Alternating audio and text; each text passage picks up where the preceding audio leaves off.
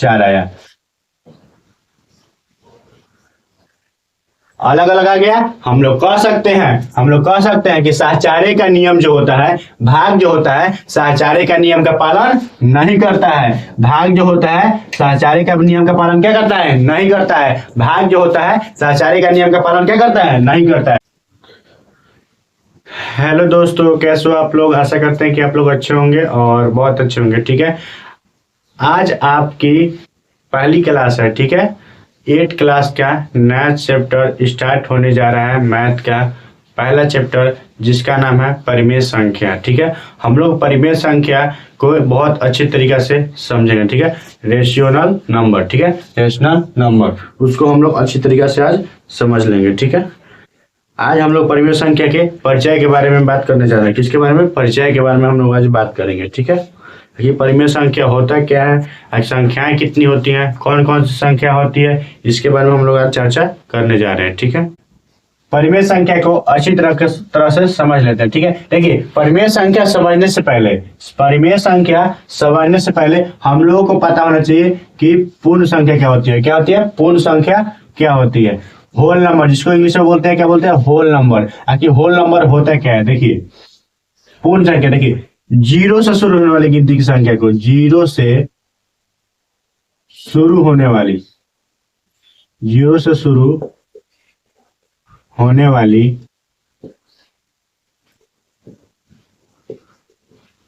गिनती की संख्या को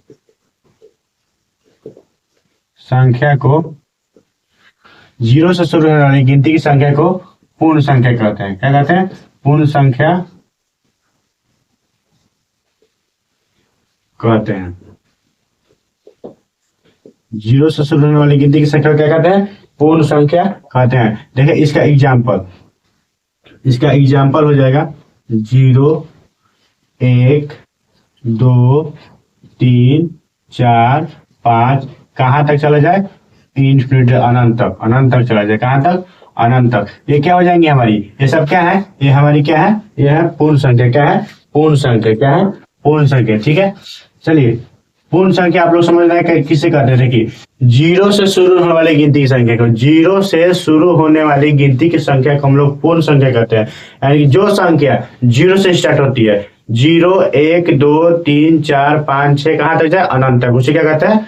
पूर्ण संख्या कहते हैं। इसमें कोई ऋणात्मक संख्या नहीं होती, सिर्फ धनात्मक संख्या होती है। ठीक है, सिर्फ धनात्मक संख्या होती है। देखिए इसके बाद हम लोग समझेंगे प्रकृत संख्या क्या होता है। क्या होता है? प्रकृत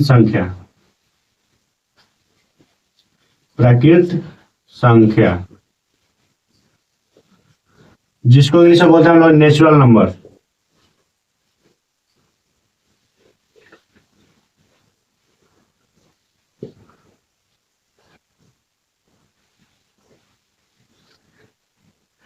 जिसको हम लोग इंग्लिश में बोलते हैं नेचुरल नंबर। आखिर प्रकृत संख्या होती क्या है? देखिए प्रकृत संख्या क्या होती है? देखिए 1 से शुरू होने वाली गिनती की संख्या को क्या कहते हैं? प्रकृत संख्या। 1 से शुरू होने वाली गिनती की संख्या को हम लोग प्रकृत संख्या कहते हैं। इसका देखिए, इसका फॉर एग्जाम्पल हमारा हो जाएगा। देखिए इसका फॉर एग्जाम्पल क्या हो जाएगा? 1, 2, 3, 4, 5, 6, 7, कहाँ तक जाए? अनंत तक। कहने का मतलब कि 1, 2, 3, 4, 5, 6, 7, 8, 9, 10 कहाँ तक चल जाए? अनंत तक। हम लोग गिनते रह जाए लेकिन खत्म ना हो। वो क्या कहलाता है? वो क्या कहलाता है? प्रकृत संख्या। क्या कहलाता है? प्रकृत संख्या। लेकिन 0 से शुरू होने वाली गिनती की संख्या को क्या कहते हैं? पूर्ण संख्या। 0 से स्टार्ट हो गिनती तो पूर्ण संख्या, और 1 से स्टार्ट हो गिनती तो प्रकृत संख्या। ठीक है, इसमें भी कोई ऋणात्मक नहीं होता है। ठीक है, चलिए अब हम बात करते हैं इसके आगे क्या समझना है। परिमेय संख्या क्या बोलते हैं? परिमेय संख्या नहीं, इसके आगे हम लोग समझेंगे पूर्णांक के बारे में। आखिर पूर्णांक होता क्या है? देखिए पूर्णांक आप लोग 7 क्लास में भी पढ़े होंगे। पूर्णांक 7 क्लास में भी पढ़े होंगे। उसमें देखिए पूर्णांक में जो होता है ऋणात्मक होता है और धनात्मक होता है। पूर्णांक 2 प्रकार के होते हैं, एक धनात्मक पूर्णांक होता है, एक ऋणात्मक पूर्णांक होता है। ठीक है, एक धनात्मक पूर्णांक होता है, एक ऋणात्मक पूर्णांक होता है। देखिए पूर्णांक कैसे समझेंगे, देखिए इसको कहते हैं पूर्णांक। देखिए अगर हम जीरो के दाईं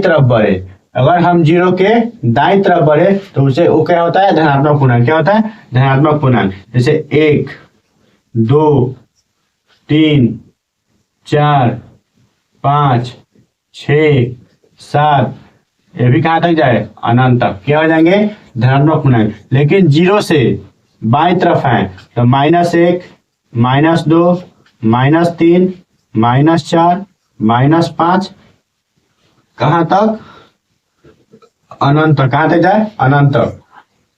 देखिए जीरो के दाईं तरफ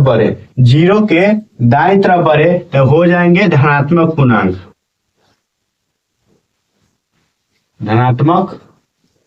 पूर्णांक। लेकिन जीरो के बाईं तरफ है, तो क्या हो जाएंगे, ऋणात्मक पूर्णांक।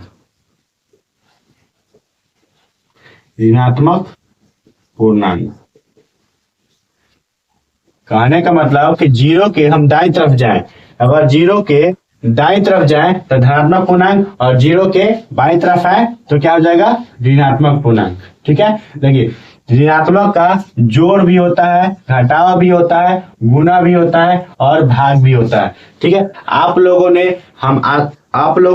7th क्लास में पढ़ा होगा इसको पूर्णांक को जोड़ते कैसे हैं, घटाते कैसे हैं, गुणा कैसे करते हैं और भाग कैसे करते हैं। देखिए जब दो धनात्मक पूर्णांक हम जोड़ते हैं, अगर इधर भी ये क्या है, ये भी धनात्मक पूर्णांक है, दो धनात्मक पूर्णांक को चलो इसमें से कोई लेके जोड़ते हैं तो ये आंसर क्या आता है। देखिए अगर 2 को ले ले और 4 को ले ले, ये भी धनात्मक पूर्णांक है और ये भी धनात्मक पूर्णांक है, दोनों धनात्मक पूर्णांक को जोड़ेंगे तो कितना आएगा, 6 हो जाएगा। 4 और 2 और 4 दोनों को जोड़ेंगे कितना आएगा, 6 आएगा। लेकिन एक ऋणात्मक पूर्णांक हो और एक धनात्मक पूर्णांक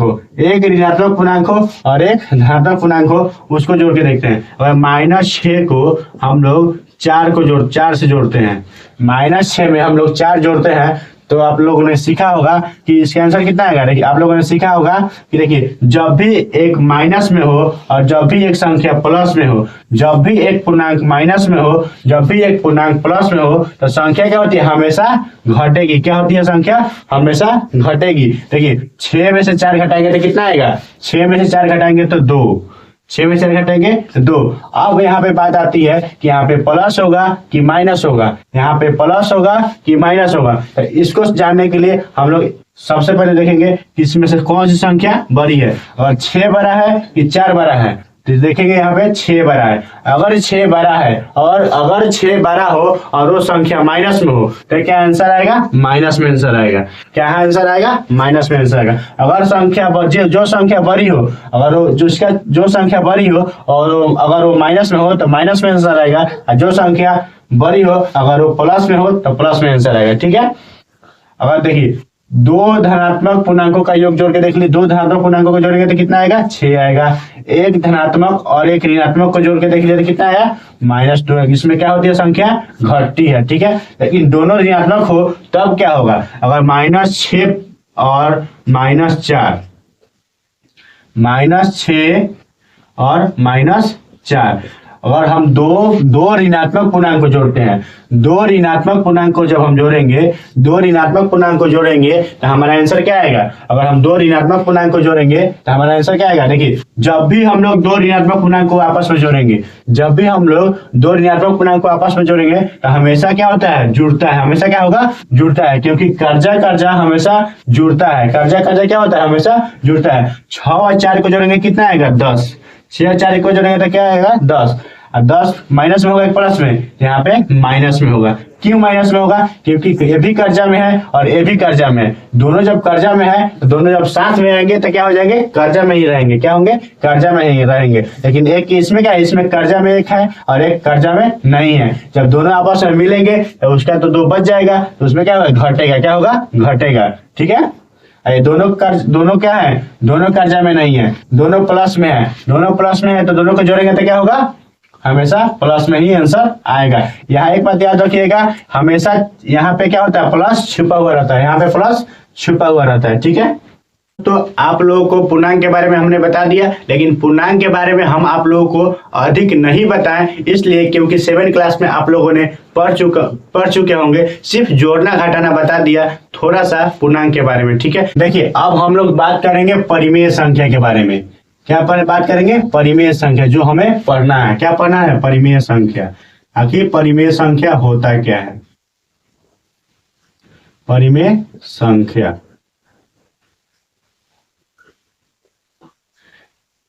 इसको क्या बोलते हैं इंग्लिश में?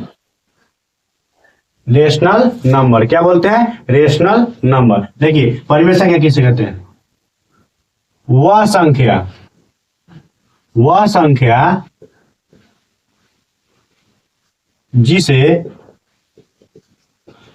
संख्या जिसे P बाई Q के रूप में लिखा जाता हो।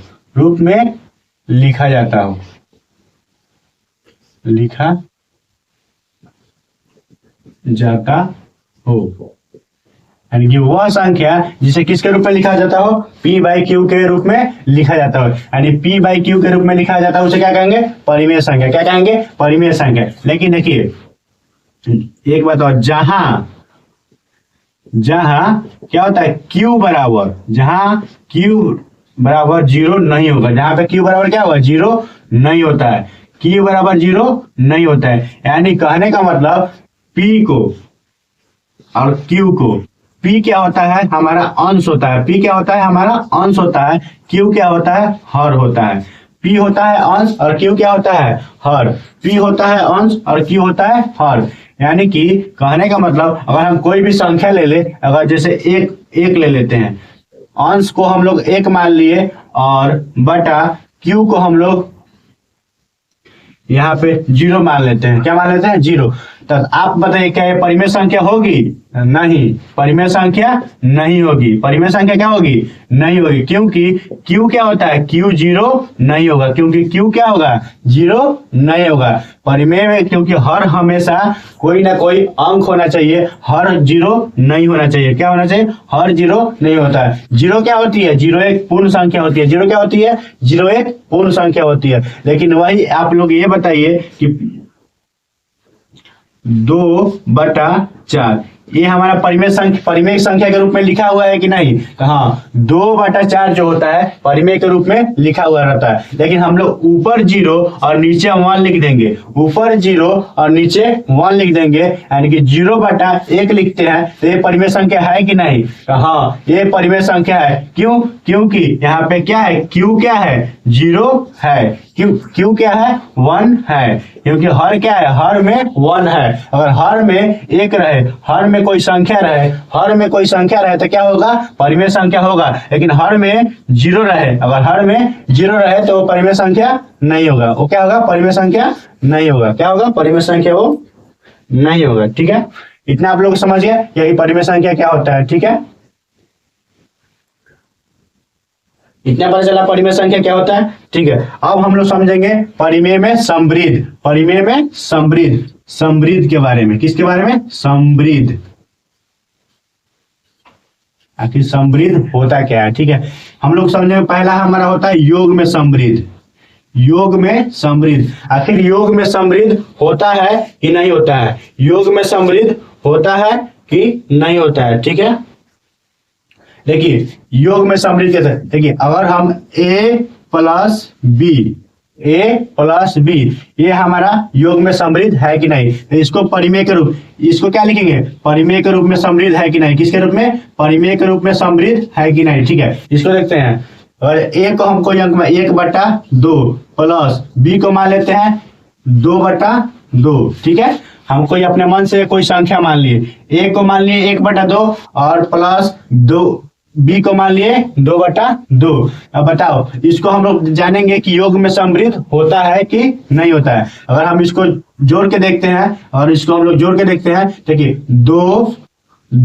1 प्लस 2/2 इसको जोड़ते हैं। 1 और 2 कितना होगा? 1 और 2 मिलकर कितना होता है? 3। 3/2 बनाने के बाद हमें परिमेय संख्या प्राप्त हुई। एक ऐसी संख्या है, हमारी परिमेय संख्या निकल के आ गई, हमारी आंसर क्या आ गई, परिमेय संख्या निकल के आ गई, तो क्या हो जाएगा, समृद्ध है। क्या है, समृद्ध है। योग में क्या है, समृद्ध है। ठीक है, अब इसके बाद होता है व्याकलन। क्या आता है, व्याकलन। क्या आता है इसके बाद, व्याकलन। क्या आता है, व्याकलन।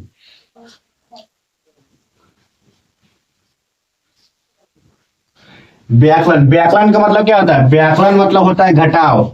व्याकलन यानी क्या होता है, घटाव। यानी कि a minus B, a minus B. बताइए इसको, अब ये समृद्ध है कि नहीं, इसको चेक करते हैं। ये परिमेय के रूप में आ रहा है कि नहीं, ये परिमेय के रूप में आ रहा है कि नहीं। चलो इसको परिमेय के रूप में लिख के देखते हैं। और एक को मान लेते हैं, चलो वही यही चीज मान लेते हैं। 1/2 प्लस का माइनस है तो माइनस, और 2/2। आप लोग बताइए, इसका इसको चलो इसको घटा के देखते हैं। व्याकलन मतलब क्या होता है, घटाओ। इसको घटा के देखते हैं। और 1 माइनस 2, अब बटा में कितना है, 2। इसको घटा दें, 1 में से 2 घटाएंगे कितना आएगा, 1 में से 2 घटाएंगे तो कितना आएगा, 1 में से 2 घटाएंगे तो कितना आएगा, 1 आएगा। माइनस का 1, माइनस का 1/2, माइनस का 1/2। फिर बताइए ये के भी परिमेय के रूप में आया कि नहीं। हाँ, तो आप लोग को हम बताए होंगे कि हाँ, कि जो परिमेय जो होता है धनात्मक भी होता है और क्या होता है, ऋणात्मक भी होता है। परिमेय जो होता है धनात्मक भी होता है और ऋणात्मक भी होता है। परिमेय दोनों तरफ से होता है, एक धनात्मक भी होता है, क्या होता है, ऋणात्मक भी परिमेय होता है। ठीक है, हम लोग योग का समृद्ध देखे। समृद्ध, योग का समृद्ध क्या होता है, हाँ इसमें परिमेय संख्या के रूप में आ रहा है, इसमें क्या, ये भी क्या है, समृद्ध है। क्या है, समृद्ध है। क्या बोलेंगे इसको, समृद्ध है। यहाँ भी माइनस में भी परिमेय संख्या होता है, माइनस में भी परिमेय संख्या होता है, तो ये भी क्या हो जाएगा, ये भी समृद्ध क्या है, समृद्ध है। तो हम लोग कह सकते हैं कि परिमेय संख्या जो होती है, परिमेय संख्या जो होती है योग में और व्याकलन में, योग में और व्याकलन में दोनों में क्या होती है, यानी कि माइनस में और प्लस में दोनों में क्या होती है, समृद्ध है। दोनों में क्या है, समृद्ध है। दोनों में क्या है, समृद्ध है। ठीक है, इतना आप लोग समझ गए। चलिए ठीक है, अब हम लोग देखते हैं गुना में। ठीक है, अब किस में देखते हैं, गुना में। चलिए अब हम लोग देखते हैं गुना में।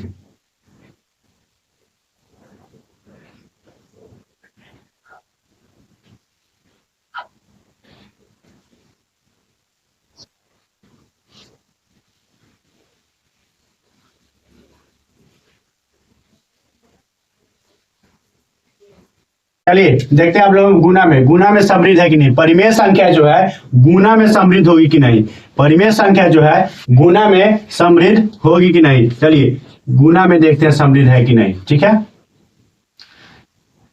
कोई संख्या ले लेते हैं, वही 1/2 गुना 2/2। ठीक है, चाहे अलग ले लेते हैं इस बार। चलो 3/2। ठीक है, एक हम लोग संख्या ले लेते हैं 1/2 और दूसरी संख्या ले लिए 3/2। ये हम देखते हैं कि ये समृद्ध है कि नहीं। तो कैसे करेंगे इसको, देखिए क्या करेंगे इसको। देखिए हमेशा ऐसे संख्या ऊपर ऊपर गुना और नीचे नीचे गुना करके देखते हैं, ऊपर ऊपर गुना और नीचे नीचे गुना करके देखते हैं। 1 में 3 से गुना करेंगे तो कितना होगा, 3। 1 में 3 से गुना करेंगे कितना आएगा, 3। और 2 में 2 से गुना करेंगे तो कितना आएगा, 4। तो हाँ, हम समृद्ध है। हमारा कितना है, ये भी क्या है, परिमेय संख्या के रूप में आया। 3/4 भी क्या है, परिमेय संख्या के रूप में आया। तो हम लोग कह सकते हैं कि हाँ गुना में भी क्या होता है, समृद्ध है। क्या है, समृद्ध है। गुना भी क्या है, समृद्ध है। अब चलिए अब इधर बात करते हैं भाग के बारे में। किसके बारे में, भाग के बारे में। आखिर हम लोग देखते हैं कि परिमेय संख्या क्या भाग में भी समृद्ध होती है, परिमेय संख्या क्या भाग में भी समृद्ध होती है। चलिए देखते हैं, अगर भाग की बात करते हैं, क्या परिमेय संख्या भाग में भी समृद्ध होती है। चलिए देखते हैं, कोई भी संख्या ले लेते हैं, 1/2 भाग 2/2। ठीक है, संख्या ले लिए। हम लोग देखते हैं इसको क्या है, ये भाग में भी समृद्ध होती है। तो हाँ देखते हैं इसको होती है कि नहीं। देखिए 1/2 हम लोग इसको क्या करते हैं, अगर हम लोग जब भी हमको भाग में ऐसी संख्या मिले तो आप लोग पढ़े होंगे कि जब भी ऐसी भाग में संख्या मिले तो इसको हम लोग क्या करते हैं, गुना में बदल देते हैं। इसको क्या करते हैं, गुना में बदल देते हैं। व्युत्क्रमानुपाती का नियम लगता है। किसका नियम लगता है, व्युत्क्रमानुपाती का नियम लगता है। ठीक है, अगर हम देखिए 1/2 को 1/2 लिख दिए, यहाँ पे भाग है तो भाग को क्या करेंगे, गुना में बदल देंगे। भाग को गुना में बदल देते हैं। चलो भाग को हम लोग गुना में बदल दिए और उसके बाद नीचे की संख्या ऊपर और ऊपर की संख्या नीचे कर देते हैं। चलो इसको हम लोग ऊपर कर दिए 2 बटा और उसको नीचे कर दिए। ठीक है, ऐसी संख्या बदल दिए। ठीक है, अब क्या करते हैं, सामने सामने गुना, सामने सामने गुना। देखिए 1 में 2 से गुना करेंगे तो कितना आएगा 2, और 2 में 2 से गुना करेंगे तो कितना आएगा 4, और इसको काटेंगे 2 दूनी के 4, 1/2 कितना आएगा 1/2। तो हाँ, हम लोग कह सकते हैं कि ये भाग भी क्या होता है, भाग भी क्या है, परिमेय संख्या में क्या है, समृद्ध है। भाग भी परिमेय संख्या में क्या है, समृद्ध है। क्या है, समृद्ध है। भाग भी क्या है, परिमेय संख्या में क्या है, समृद्ध है। भाग भी परिमेय संख्या में समृद्ध है। अब हम लोगों को क्या पढ़ना है, क्रम विनिमय का नियम। क्या पढ़ना है, क्रम विनिमय का नियम। हम इसमें देखेंगे क्या क्रम विनिमय का नियम, क्या क्रम विनिमय के नियम परिमेय संख्या का नियम का पालन करता है कि नहीं करता है। क्या करते हैं, योग करके देखते हैं। क्या करेंगे, योग। क्रम विनिमय संख्या का क्या करेंगे, योग करके देखते हैं। पहले योग में क्या समृद्ध है कि नहीं, योग में क्या क्रम विनिमय का नियम पालन करता है कि नहीं, योग में क्रम विनिमय का नियम पालन करता है कि नहीं। चलिए इसको हम लोग पहले देखते हैं। ठीक है, देखिए चलो कोई भी एक संख्या मान लेते हैं। देखिए a प्लस बी, देखिए a प्लस बी लिखे या b प्लस a लिखे, a प्लस बी लिखे, b प्लस a लिखे, क्या दोनों एक ही बात होता है, क्या दोनों एक ही बात होगा। योग में हम लोग a प्लस बी को जोड़े या b प्लस a को जोड़े, दोनों को हम लोग आपस में जोड़ेंगे तो क्या एक ही आएगा आंसर, क्या आंसर हमारा एक ही आएगा। चलो इसी को हम लोग पता लगाएंगे कि हमारा आंसर एक ही आएगा कि नहीं आएगा। चलिए देखते हैं, कोई भी संख्या एक मान लेते हैं, कोई भी एक परिमेय संख्या ले लेते हैं। चलिए मान लेते हैं, इसको मान लेते हैं, a को मान लेते हैं 1/5 प्लस इसको मान लेते हैं 3/5। ठीक है, बराबर फिर b को क्या मानेंगे, b कितना है हमारा 3/5, तो 3/5 ले लिए, और a कितना है हमारा 1/5 प्लस 1/5। हम लोग इसको देखते हैं कि क्या क्रम विनिमय का नियम के साथ योग पालन करता है कि नहीं करता है। ठीक है, चलिए इसको देखते हैं सॉल्व करके। 3 और 1 को जोड़ देंगे और 5 और 5 को जोड़ के देखते हैं क्या क्रम विनिमय के नियम का पालन करता है कि नहीं। चलिए देखते हैं, देखिए 3 और 1 को जोड़ते हैं, 1 प्लस 3, इधर भी होगा 3 प्लस 1, 5। 3 और 1 जोड़ेंगे कितना आएगा 4, बटा में कितना है 5। 3 और 1 जोड़ेंगे तो कितना आएगा 4, बटा में कितना है 5। देखिए अब देखिए आप लोग, ये भी 4/5 आया, ये भी 4/5 आया, दोनों बराबर सेम आया, दोनों क्या है सेम आया। तो हम लोग कह सकते हैं कि क्रम विनिमय के नियम में योग जो होता है, क्रम विनिमय का नियम क्या करता है, पालन करता है। योग जो होता है क्रम विनिमय का नियम पालन करता है। हम लोग कह सकते हैं कि जो योग जो होता है क्रम विनिमय का नियम पालन करता है। क्या व्याकरण भी क्रम विनिमय का नियम पालन करता है, क्या व्याकरण भी क्रम विनिमय का नियम पालन करता है। चलिए हम लोग उसको जान के देखते हैं। ठीक है, व्याकरण, दूसरा क्या है हमारा व्याकरण। क्या व्याकरण भी हमारा क्रम विनिमय के नियम पालन करता है। चलिए हम लोग इसको देखते हैं। ठीक है, देखिए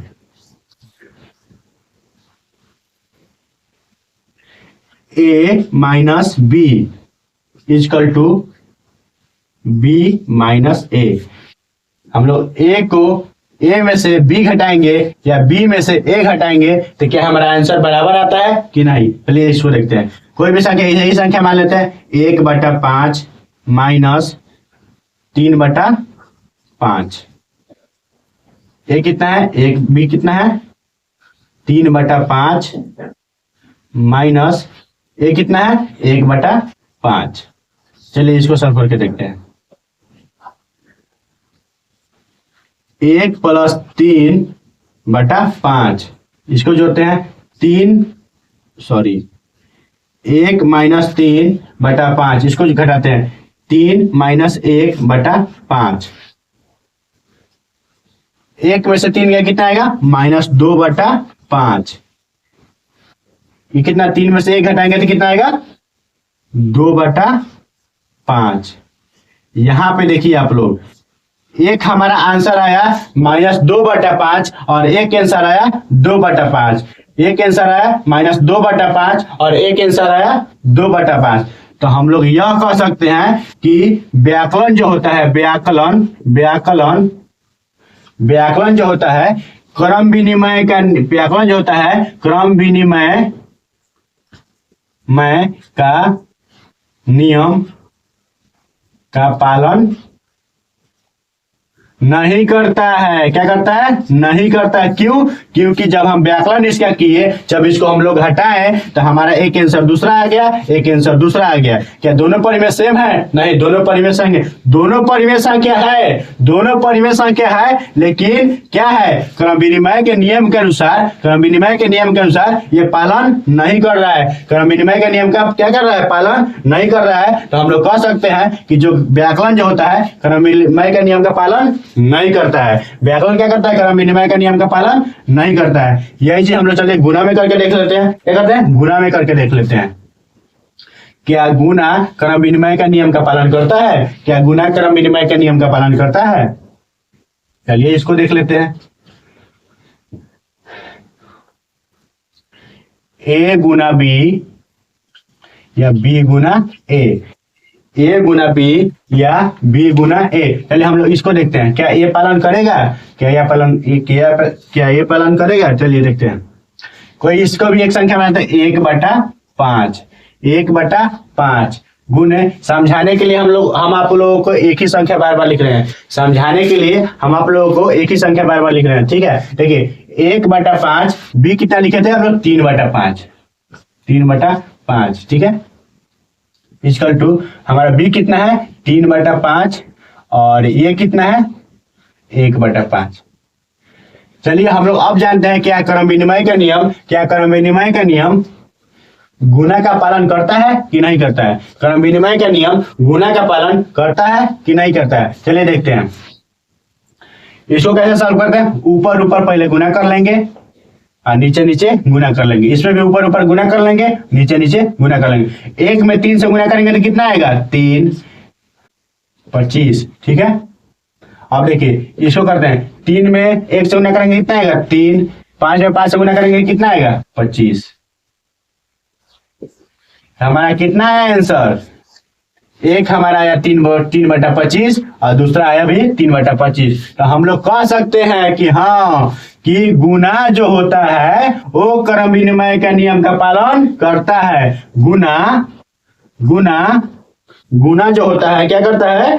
क्रम विनिमय, गुना जो होता है क्रम विनिमय का नियम, क्रम विनिमय, गुना जो होता है, गुना क्या करता है? क्रम विनिमय का नियम का पालन करता है। कह सकते हैं कि जो गुना जो होता है क्या करता है? क्रम विनिमय का नियम का पालन करता है। गुना क्या करता है? क्रम विनिमय का नियम का पालन करता है। हम लोग अब भाग का करके देख लेते हैं, ठीक है। भाग, क्या भाग भी क्रम विनिमय का नियम का पालन करता है? क्या भाग भी क्रम विनिमय का नियम का पालन करता है? चलिए इसको देख लेते हैं। A के भाग B से करेंगे या B का भाग हम लोग A से करके देखते हैं, ठीक है। A का भाग B से करके देखते हैं, B का भाग A से करके देखते हैं, ठीक है। क्या ये क्रम विनिमय का नियम का पालन कर रहा है? इसको चलिए देखते हैं, ठीक है।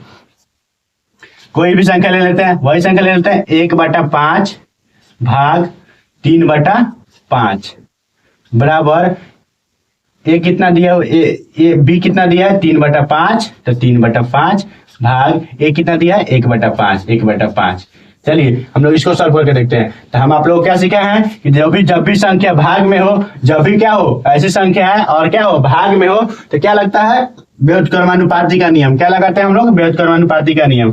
यानी कि संख्या क्या करते हैं? नीचे का ऊपर और ऊपर के नीचे कर देते हैं। कब? क्योंकि जब इसको गुना में लिखते हैं। चलो 1/5 को जब हम गुना में लिखेंगे, इसको हम लोग गुना में लिखेंगे, क्या करेंगे? 5 को ऊपर कर देंगे और 3 को नीचे कर देंगे। तो 5 को ऊपर कर दिए और 3 को नीचे किए। क्यों किए? क्योंकि जब हम इसको गुना में लिखे, भाग से जब गुना में बदलते हैं, जब भी संख्या को भाग से गुना में बदलते हैं तो संख्या क्या हो जाती है? नीचे का संख्या ऊपर चली जाती है, ऊपर की संख्या नीचे आ जाती है। ठीक है, यानी कि अंश वाली संख्या हर में चली जाती है और हर वाली संख्या अंश में आ जाती है। ठीक है, ये भी वैसा ही होगा। 3/5 इसको गुना में बदल देते हैं तो 5 ऊपर चला जाएगा और 1 नीचे आ जाएगा। ठीक है, अब इसको क्या, अब इसके बाद तो आप लोग सॉल्व करने आ जाएगा। क्या करते हैं? ऊपर ऊपर का गुना, नीचे नीचे का गुना, ऊपर ऊपर का गुना, नीचे नीचे का गुना। चलिए 1 में 5 से गुना करेंगे, कितना आएगा? 5। 5 में 3 से गुना कितना आएगा? 15 बराबर 3 में 5 से गुना करेंगे, कितना आएगा? 15 और 5 में 1 से गुना करेंगे, कितना आएगा? 5। काटेंगे, पंक्ति आई 15, 3/1 आ गया, पंक्ति आई 15, यहाँ पे नीचे 3 ऊपर 1 आ गया। यानी कि हम लोग कह सकते हैं यहाँ पे 1/3 आया। कितना आया? 1/3। एक हमारा कितना आया? एक हमारा कितना आया? एक हमारा आया 1/3 और दूसरा हमारा कितना आया? 3/1। दो संख्या आई और दोनों अलग आई। तो हम लोग कह सकते हैं कि देखिए कि जो भाग जो होता है क्रम विनिमय का नियम का पालन नहीं करता है। क्या करता है? क्रम विनिमय का नियम का पालन नहीं करता है। क्या भाग क्रम विनिमय का नियम का पालन करेगा? नहीं करता है। भाग क्रम विनिमय का नियम का पालन नहीं करता है, लेकिन गुना क्रम विनिमय का नियम का पालन करता है। गुना क्या करता है? क्रम विनिमय का नियम का पालन करता है। व्याकलन क्रम विनिमय का नियम का पालन नहीं करता है, लेकिन योग जो होता है क्रम विनिमय का नियम का पालन करता है। ठीक है, इतना आप लोगों को समझ में आया। अब हम लोग को सहचार्य का नियम, आखिर सहचार्य का नियम क्या होता है? अब इसमें यही समझेंगे कि सहचार्य का नियम, क्या योग भी सहचार्य का नियम का पालन करता है कि नहीं करता है? क्या योग सहचार्य का नियम का पालन करता है कि नहीं करता है? योग सहचार्य का नियम का पालन करता है कि नहीं करता है? चलिए इसको देखते हैं। ठीक है, कोई भी संख्या ले लेते हैं। चलिए इसको 1/5 प्लस ब्रैकेट, इसको ले लेते हैं। चलिए 2/5 प्लस, इसको ले लेते हैं 3/5। ठीक है, तो सेम वही इसमें ए कितना लिए हैं? 1/5 प्लस बी कितना लिए हैं? 2/5 ब्रैकेट बंद, और सी कितना लिए हैं? 3/5। चलिए हम लोग अब इसको देखते हैं। क्या ये भी सहचार्य का नियम का पालन करता है कि नहीं करता है? क्या योग परिमेय संख्या में क्या योग सहचार्य का नियम का पालन करता है कि नहीं करता है? चलिए देखते हैं। कितना है? 1/5 तो 1/5 प्लस का प्लस लिख देंगे। क्यों? सबसे पहले क्या करते हैं? ब्रैकेट का काम करते हैं। सबसे पहले क्या करते हैं? ब्रैकेट का काम करते हैं। ठीक है, ब्रैकेट का काम कर लेते हैं। ठीक है, पहले देखिए इसको जोड़ लेते हैं। 3 और 2 5 बटा में 5 बराबर 1 और 2 2 और 1 3 बटा में 5 प्लस 3/5 3/5 यही है। ठीक है, चलिए इसको सॉल्व करके देखते हैं हम लोग कैसे बनाएंगे इसको। देखिए इसको आप लोग काट देंगे तो वैसे ही बन जाएगा, और नहीं तो आप लोग आसान में समझना है तो इसका एलसीएम लेके देखते हैं। देखिए 5 और 5 का एलसीएम कितना आता है? 5 आता है। 5 और 1 कितना होगा? 6/5 बराबर कितना आया? 3 6/5। हाँ, कितना आया? हम दोनों का कितना आया? हम दोनों को सॉल्व करने के बाद हम इसे सॉल्व किए तो दोनों का आंसर कितना आया? 6/1 का आंसर है 6/5, इसका भी आंसर है 6/5। तो हाँ, हम लोग कह सकते हैं कि सहचार्य का नियम जो होता है, सहचार्य का नियम जो होता है योग का क्या करता है? पालन करता है। सहचार्य का नियम योग का पालन करता है। सहचार्य का नियम क्या करता है? योग का पालन करता है। क्या व्याकरण का पालन करता है? क्या सहचार्य का नियम व्याकरण का पालन करता है? क्या सहचार्य का नियम व्याकरण का पालन करता है? चलिए इसको देखते हैं। व्याकरण मतलब क्या होता है? घटाव। क्या सहचार्य का नियम व्याकलन का पालन करता है? इसको देखते हैं। हमारा कितना था व्याकलन में, क्या था, घटाओ a माइनस बी माइनस सी बराबर क्या होगा a माइनस बी माइनस सी। यही है। चलो कोई यही संख्या ले लेते हैं, 1/5 माइनस 2/5 माइनस 3/5। इधर भी वही संख्या ले लेते हैं। ये कितना लिए हैं 1/5 ब्रैकेट बंद माइनस बी कितना लिए हैं, बी कितना लिए हैं 2/5 और माइनस 3/5। ठीक है। चलिए इसको सॉल्व करके देखते हैं। क्या क्या व्याकरण भी सहचार्य का नियम का पालन करता है कि नहीं करता है? क्या व्याकरण भी सहचार्य का नियम का पालन करता है कि नहीं करता है? चलिए इसको देखते हैं। सबसे पहले ब्रैकेट का काम करेंगे तो 1/5 का 1/5 माइनस, इसको कैसे करेंगे देखिए 2 माइनस 3/5 बराबर 1 माइनस 2/5 माइनस 3/5। समझ में आया? देखिए 1/5 माइनस 2 में से 3 हटाएंगे तो कितना होगा 1 माइनस का 1 बटा में कितना होगा 5 माइनस का 1/5। इसको 1 में से 2 घटाएंगे तो कितना आएगा 1 में से 2 घटाएंगे, ये भी क्या है माइनस का 1/5। ठीक है, माइनस 3/5। ठीक है, इसका एलसीएम लेंगे। क्या करेंगे इसका एलसीएम लेंगे। चलिए 5 का एलसीएम लेंगे, कितना आएगा 5 का एलसीएम कितना आएगा 5 एकम 5 1 एकम 1 माइनस है तो माइनस 5 एकम 5 1 में माइनस 1 से गुना करेंगे कितना है -1। ठीक है, कितना आएगा -1। ठीक है, बराबर ये भी कितना है, ये भी वैसा ही कर लेंगे 5 के 5 एलसीएम कितना आएगा 5 एकम 5 -1 का -1 आ जाएगा माइनस कितना आ जाएगा 5 एकम 5 3 आ जाएगा। ठीक है, चलिए अब क्या करेंगे घटा लेते हैं। ठीक है, अब देखो माइनस माइनस क्या हो जाएगा प्लस, तो 1 + 1/5 बराबर माइनस माइनस प्लस, तो ये भी हो जाएगा 1 माइनस 1 + 3/5। ठीक है, इसको जोड़ लेते हैं। 1 के कितना होगा 2/5, ये कितना आएगा 3 आएगा, कितना आएगा 4/5। देखिए ये आया 2/5, ये कितना आया 4/5, कितना है 4/5। तो हम लोग कह सकते हैं कि सहचार्य का जो नियम होता है, जो सहचार्य का नियम होता है वो क्या करता है व्याकलन का नियम का पालन नहीं करता है। सहचार्य का जो नियम होता है क्या होता है व्याकलन का नियम का पालन क्या करता है नहीं करता है। क्या करता है नहीं करता है। सहचार्य का नियम जो होता है व्याकलन का नियम का पालन क्या करता है नहीं करता है। ठीक है, आप समझ लेते हैं हम लोग कि क्या गुना व्याकरण का नियम का पालन करता है कि नहीं करता है। क्या गुना व्याकरण का नियम का पालन करता है कि नहीं करता है। A Guna B Guna C बराबर A Guna B Guna C। ठीक है, क्या हम लोग देखते हैं गुना, क्या गुना व्याकरण का नियम का पालन करता है कि नहीं करता है। चलिए देख, क्या सहचार्य का नियम का पालन करता है कि नहीं करता है। क्या गुना सहचार्य का नियम का पालन करता है कि नहीं करता है। देखिए कोई भी संख्या ले लेते हैं 1/2 गुना 2/2 गुना 4/2। ठीक है, इक्वल टू ए को कितना माने हैं 1/2 लिए हैं, गुना बी को कितना लिए हैं 2/2 लिए हैं, और सी को कितना लिए हैं 4/2 लिए हैं। चलिए हम लोग देखते हैं इसको सॉल्व करके, तो हमको पता चल जाएगा क्या क्या गुना सहचार्य का नियम का पालन करता है कि नहीं करता है। क्या गुना सहचार्य का नियम का पालन करता है कि नहीं करता है। ठीक है, सबसे पहले ब्रैकेट का काम करेंगे। ठीक है, तो 1/2 गुना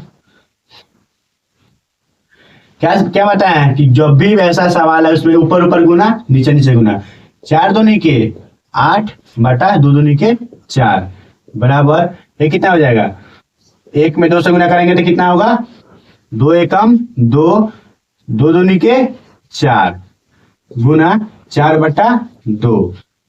इतना समझ में आया? ठीक है, अब देखिए अभी आप क्या करेंगे, इसमें भी आप क्या करेंगे, ऊपर ऊपर गुना, 8 एकम 8, 4 दूनी के 8 बराबर कितना होगा, 4 दूनी के 8, 4 दूनी के 8 कितना आया काटने पर, 1 बराबर 1, कितना है, 1 बराबर 1। तो हम कह सकते हैं कि सहचार्य का नियम जो होता है वो गुना का नियम का पालन क्या करता है गुना जो होता है सहचार्य का नियम क्या करता है, पालन करता है। गुना क्या होता है, गुना जो होता है, गुना सहचार्य का नियम का पालन, सहचार्य का पालन करता है। गुना जो होता है सहचार्य का नियम का पालन क्या करता है गुना जो होता है क्या करता है, सहचार्य का नियम का पालन करता है। तो भाग सहचार्य का नियम का पालन करता है कि नहीं करता है, ठीक है। चलिए ए भाग बी भाग सी,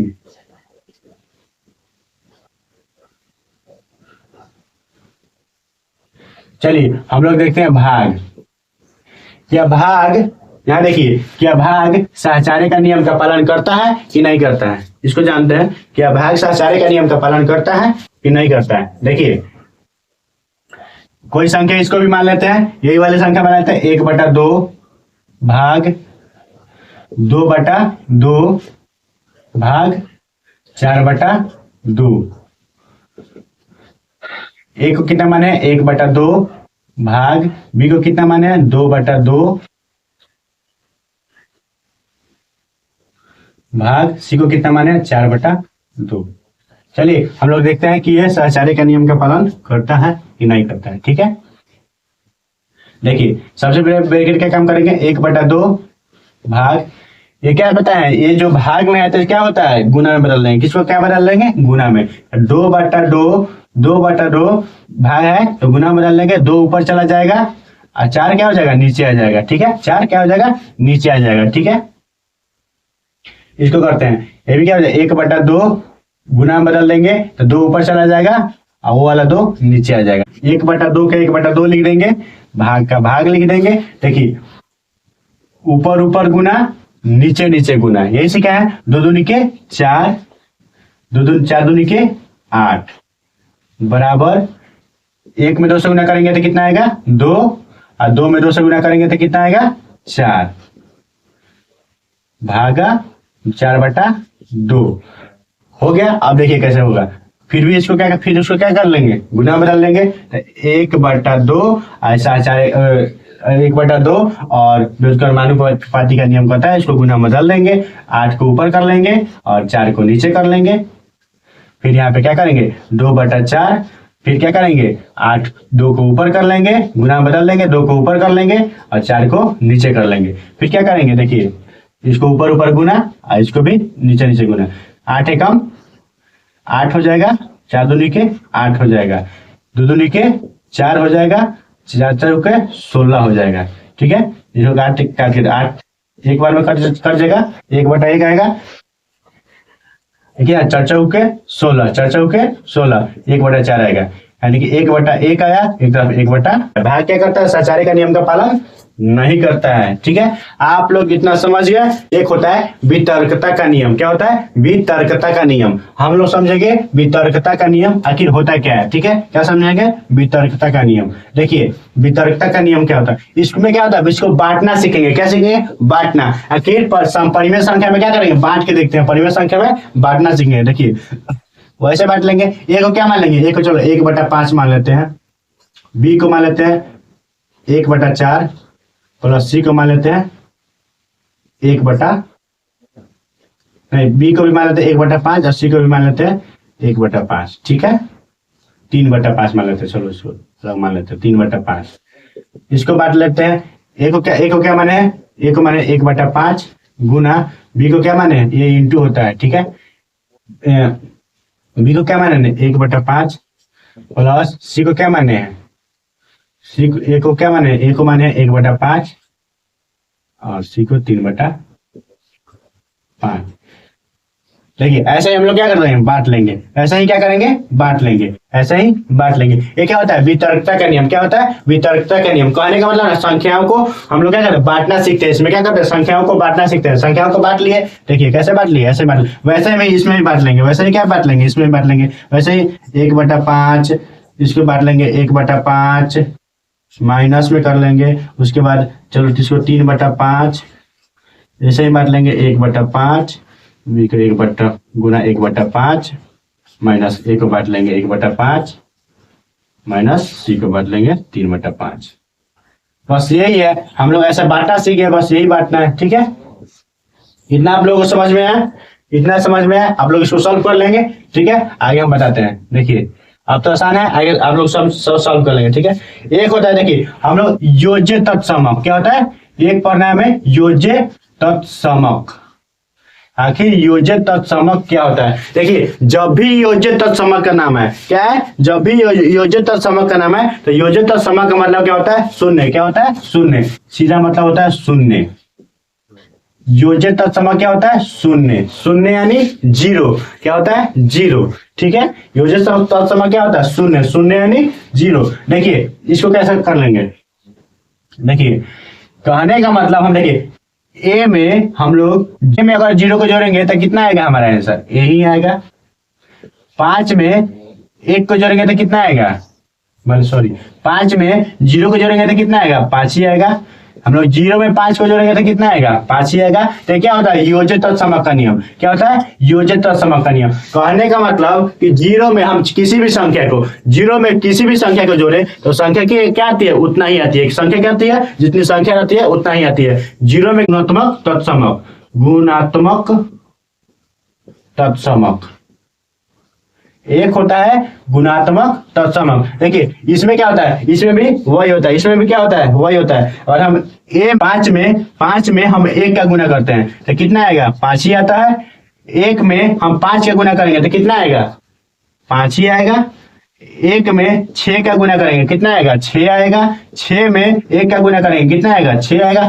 कहने का मतलब कि इसमें क्या होता है, इसमें किसी भी संख्या से जब 1 से गुना करते हैं, 1 में अगर किसी भी संख्या से 1 में गुना करते हैं, किसी भी संख्या से 1 में गुना करते हैं तो जितनी संख्या होती है उतना ही आंसर आता है। क्या आता है, जितनी संख्या होती है उतना ही आंसर आता है। जैसे कि देखिए ए में 1 से गुना करेंगे तो ए आ जाएगा। 5 में 1 से गुना करेंगे तो 5 आ जाएगा। 1 में 5 से गुना करेंगे तो 5 आएगा। 1 में 6 से गुना करेंगे तो 6 आ जाएगा। 6 में 1 से गुना करेंगे तो भी 6 आएगा।